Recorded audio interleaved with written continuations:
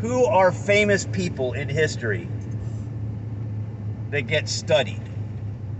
Who are truth speakers in history that people study? People study famous philosophers, Socrates and Plato. Socrates was killed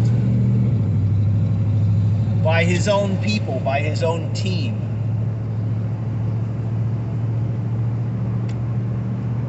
And his student was Plato. All right. So, in history, in literary history, how many copies of the writings of Socrates exist from the time before the printing press? How many copies of Socrates exist? Do you know the answer to that?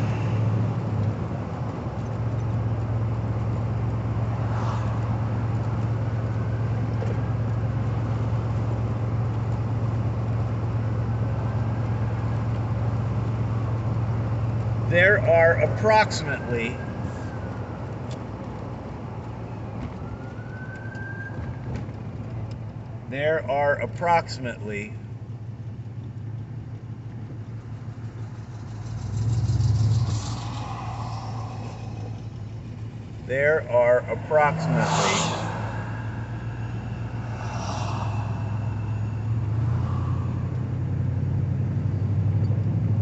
3 copies of Socrates, and they're not even whole copies. I think there's like, they piece together 2 copies and there's fragments. So there's like 3 separate chunks of Socrates' writings that have been found over the ages. And then, of course, when the printing press started, they can make copies of, the Socrates information that they found. And there's about 5 copies and fragments of copies of Plato across many, many ages from before the printing press. And now they can print, copies of the Plato stuff.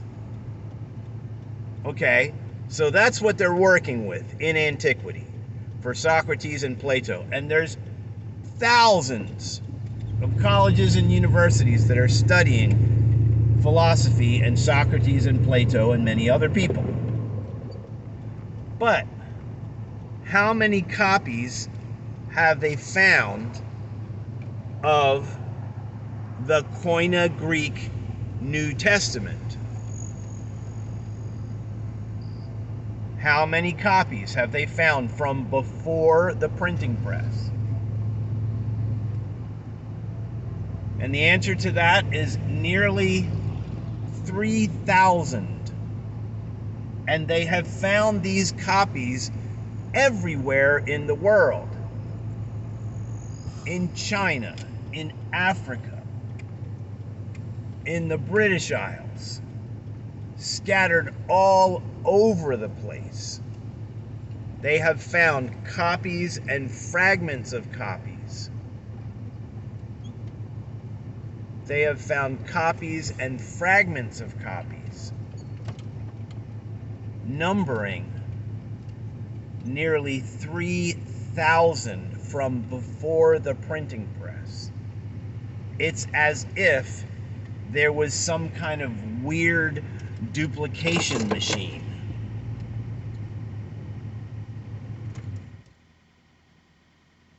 Now, I also want to point out the reality of copying literature in the early 1st century era. Pretend you and I are business people, and we have a business. We're raising ginger, and man, we produce a lot of ginger, and we're sending it to India, and we're sending it to here and there, et cetera, et cetera. So when we're shipping by camel train, by boats, by carriers, messengers, and carts. When we are shipping our ginger to various places, we have to have little contracts, little agreements with our ongoing customers. We need a copy for us at our office. We need a copy for the customer. And we need a bill of lading copy for the one who is carrying our goods. So, you've got this little contract. Hi, we're ordering, 400 pounds of ginger, and it's promised to be delivered by this date, and here's the cost, and et cetera, et cetera. And, there's a portion been paid, and the final portion will be paid upon delivery. And so, how do you make 3 copies? Well, in our business, we have a special room that's got tables and people who are literate who know how to copy information. There's no carbon paper. Some people don't even know what carbon paper is. There's no ability to push a button and duplicate a set of information. You have to write out by hand 1 copy that could be approved by us, the bosses, and we can stamp it or we can sign it. And then the copyist is going to make another copy as bill of lading and another copy as the copy for the customer. So there are people in our employment that are literally all day long. They are just writing out contracts and duplicating contracts. And their skill, their whole life is learning how to make ink and to sharpen writing implements and to make parchment and to make, even the sheepskin, which lasts longer for special occasions or special writings. And you can even, stamp things on copper that will last even longer. So there are various ways to write information down on clay tablets that can also be transferred and handed around. But writing information and duplicating it is the job of writers or copyists. So, what if you get wind of this supernatural visitor that's giving supernatural powers to people, and the accounts of his teachings, and also the people who received his first powers? You actually are given a copy of those writings by one of your customers. Well, you could take that entire set of writings and give it to one of your copyists and say, I want a copy for my house, and I want a copy for my closest friend's house, and for my daughter and her husband's house. And your copyist can sit there and spend 2 months writing down the Koine Greek New Testament. I'm just trying to slow you down and put you back in the 1st century mindset. Now, I want to talk about Jesus and his outrageous declaration of, you have to eat my flesh and drink my blood. And when he says this, all of his followers think he's so crazy, all of them leave, except for the 12. And the 12 have seen so many powers and miracles, he says to them, hey, are you guys going to leave too? And they're basically like, well, we don't understand what the hell you're talking about, but we don't have anywhere else to go. We have followed you, and we've seen your powers. So We're just sitting around here not understanding what you're saying, but we're not going to leave you. And I'm making this as a preface to a piece of literature that I'm working on. And it's an outrageous title. And it is me describing the life of my male physiology and my own peculiar set of circumstances. I'm 66 years old, and I went through a whole series of situations with relationships and my life and, world travel and interests and music and art and history and all kinds of stuff.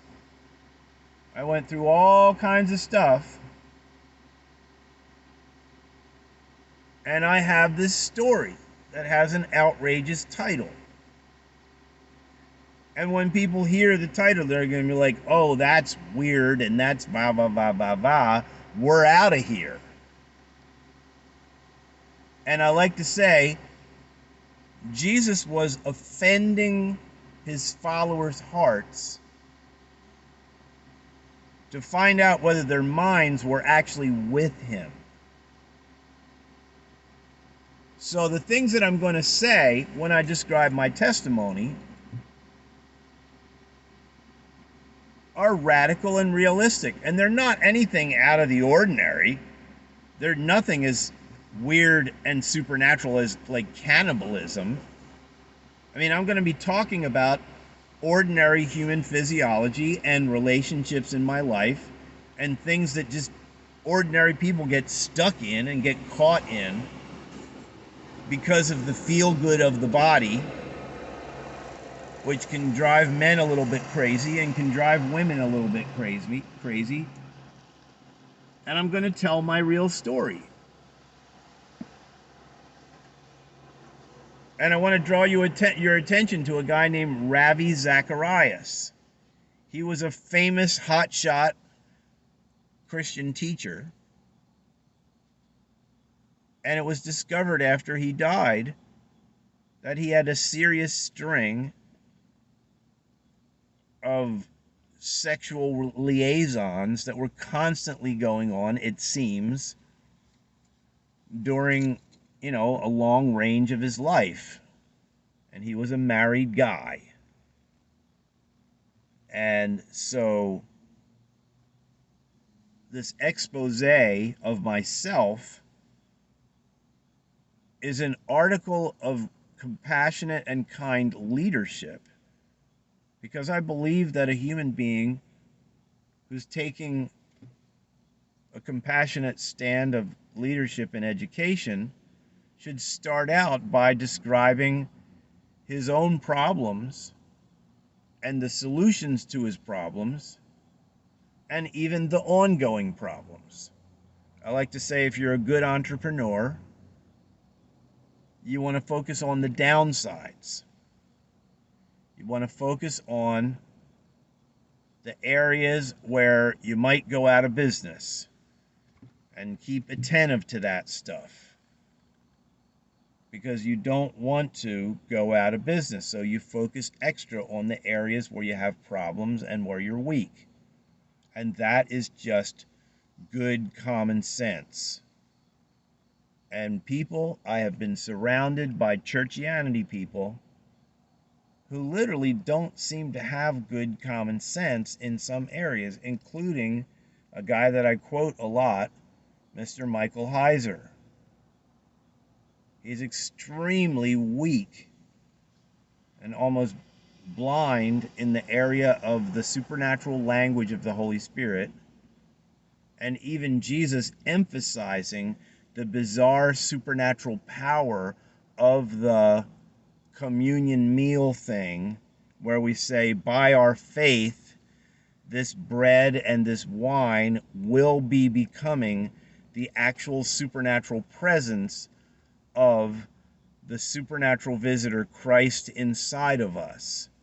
And this will be a defense and a warning against those invisible spirit beings that want to fool around with our behavior. In other words, by taking this in, we are being directly, physically unified with Christ and physically unified, supernaturally, spiritually unified with one another in a closed meeting, a private meeting.